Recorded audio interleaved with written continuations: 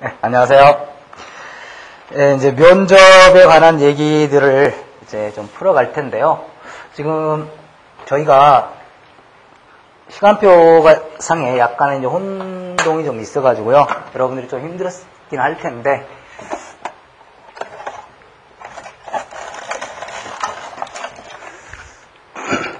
지금 이제 2반은 비법학반이고요. 지금 많은 학생들이 토익, 25일날 토익 때문에 거기에 올인하느라고 이제 면접 준비를 못하고 있나 봐요.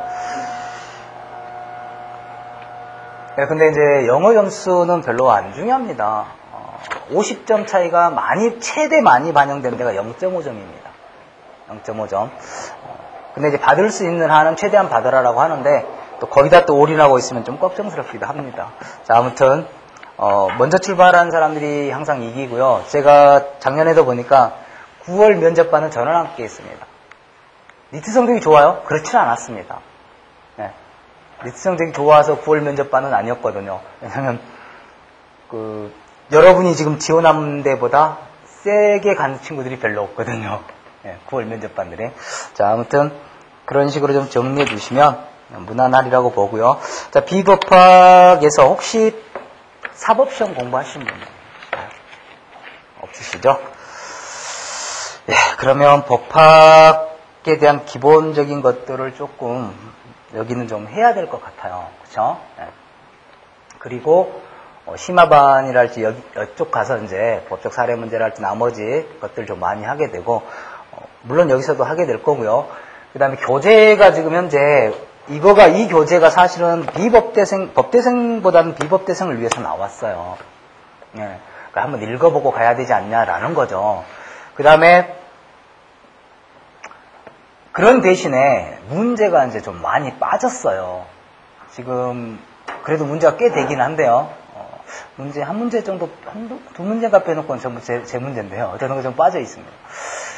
그래서 제가 추가로 지금 221문제, 만들어놓으니까 221문이더라고요. 이 중에서 자기소개 관련된 부분은, 자, 법대생들 같은 경우는 자기소개 질문이 굉장히 많습니다. 법대 애들이요.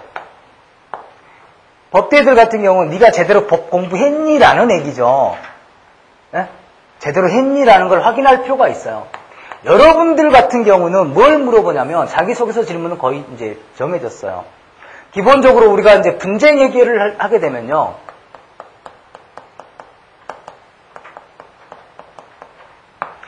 분쟁 해결을 하게 되면 두 가지 판단을 해줘야 돼요. 하나는 사실 판단이고요. 하나는 법률 판단입니다. 제가 자기소개서와 학습 계획서를 순수 창작을 했는데요. 대학에서 이제 그 강의를 조금 합니다. 취업 쪽에. 근데 여러분들이 거기 자기소개서 파트에 보면 제가 이야기했을 거예요. 왜 피셋은 언어 논리, 자료 해석, 상황 판단이고, 왜 노스쿨은 언어이해, 추리 논증, 논술인지를 이야기를 해놨습니다. 그것도 보셔야 돼요. 그러니까 왜 노스쿨 과목이 이건지를 알아줘야 되죠. 다 이유가 있습니다. 거기 다 해놨어요. 왜냐하면 피셋 같은 경우는 의사결정 능력이 필요하죠. 간부들 뽑으니까. 행시나 외시나 기시나 이런 건 다 간부잖아요. 그렇기 때문에 의사결정 능력을 테스트하려고 하는 거고, 우리는 뭐예요? 분쟁 해결 능력을 테스트하려고 하는 거예요. 듣고 판단하고 그 다음에 그걸 표현하고, 즉 설득하고, 변론서, 공소장, 판결문 이렇게 한단 말이에요. 그래서 이제 논술을 보는 거예요. 어쨌든 우리 이 분쟁 해결에 있어서 이거가 거의 다예요. 이거가. 변호사들이 이걸 잘 못하는 경우는 거의 없어요. 아주 극소수의 문제입니다. 법률 판단은. 이거는 뭐 대법원 전원합의체 판결 바뀔 정도 외에는 뭐 별로 없습니다. 많지 않아요. 다 이겁니다. 그러니까 소송이 지지부진해지는 거예요. 말을 해도 판사가 알아들을 수 있나요? 못 알아듣죠. 이제 소켓트가 어떻게, 전기가 어떻게 되고, 뭐가 어떻게 되고, 완전 뜬구름 잡는 얘기죠. 법대생들한테는. 기계치들인데 다. 이거가 힘들단 말이에요. 이 문제를 해결하기 위해서 여러분들은 노스쿨 제도를 도입한 거란 말이죠. 그래서 여러분들한테 물어본다면, 전공 지식 물어볼까요? 법대 교수가 알아요? 전공 지식을? 모릅니다. 다만 뭘 물어봐요? 전공 분야에 대한 어떤 이해와 비전 정도는 물어볼 겁니다. 자, 니네 전공 파트가 앞으로 어떻게 변할 것 같으냐라는 문제. 지금 보니까 뭐 자연계열이 별로 없는데 재료공학과 같은 경우 물어볼 거예요. 전공 파트가 앞으로 어떻게 변화될 것 같으냐. 이거를 알아야 그쪽 파트에서 전문 변호사가 될 수 있죠. 두 번째는 이 전공 파트와 법률이 어떤 시너지 효과를 가질 수 있겠느냐. 어떻게 결합돼서 영역이 개척되겠느냐라는 문제입니다. 제가 작년에 한대 건축공학과 학생이 자기소개 쓰러 왔을 때 그랬어요. 찾아봐라. 건축공학과 건축학 분야에서 변호사가, 즉 법조인들, 분쟁 해결사들이 어떤 식으로 필요한지 그 친구가 찾아왔어요. 자기소개서. 뭐라고 나왔냐면 법률저널에 나온 건데요. 건축협회장이 건축협회 협회장이에요. 그러니까 이제 회사 쪽이죠. 그 사람이 뭐라고 이야기를 했냐면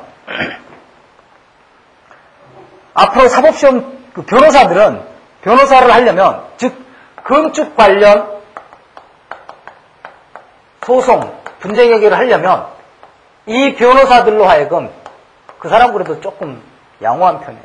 대학 3년까지는 다니게 해라, 건축학과를. 명확하게 나와 있습니다. 명확하게.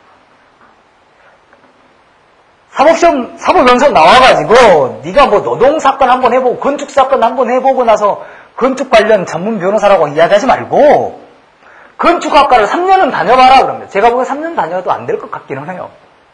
뭘 알아요, 대학 3학년이? 뭐가 힘들었을까요? 통역이 안 되는 거예요, 통역이. 가서 소송 의뢰인이 변호사한테 가가지고 제가 이렇게 저렇게 해가지고 지금 이렇게 됐는데 이런 문제가 발생하는데 딱 변호사는 사실 판단해서 딱 흠이 생긴 것들을 다 끄집어 내줘야 된단 말이에요. 못하고 그러니까 이게 안 된단 말이에요. 이게 못 끄집어내니까. 번역이 안 돼. 말이 안 통한단 말이에요. 못 알아들어. 알아들 것 같아요. 저한테 지금 이쪽 문제 생기면 전기 관련된 문제 이야기하면 저 하나도 못 알아들었어요. 바로 이런 것들을 위해서 여러분들이 필요한 거예요. 여러분 파트들이. 그러니까 자기소개서도 그렇게 가야 되고 이쪽과 이쪽 정도를 물어보게 됩니다. 많이 안 물어봅니다. 자기소개서는. 여러분들한테는. 왜? 물어봐도 법대 교수가 몰라요. 그래서 자기소개서 관련된 건 주로 법대생들한테 많이 물어보고요. 이게 자기소개서 관련된 문제가 한 30문제가 조금 안 되거나 할 거예요. 그래서 지금 현재 이 교재가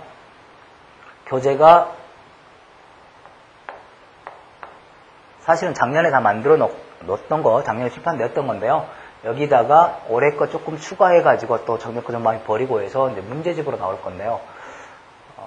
지금은 아마 형편상 가제본 형태로 학원 수강생한테만 이제 판매할까라는 생각을 하고 있습니다. 어차피 지금 뭐 밖에 내놔봐야 뭐 많이 나갈 시간도 없고 떠들러 볼 시간이 없으니까.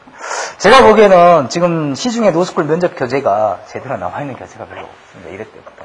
그래서 다음에 이제 그거를 같이 가지고 나머지 풀어가면 우리가 300문제는 아마 다루게 되는 거이기 때문에 지금까지 75에서 80%다 적중됐고요. 나머지는 여러분의 이제 리갈 마인드나 여러분의 이제 사고 가지고 충분히 접근이 가능하니까 스터디를 하시더라도 그걸로 일단 충분하고, 다만 거기에 안 들어있는 최근 시사 이슈, 제가 이제 안철수 교수 얘기는 안 써놨어요.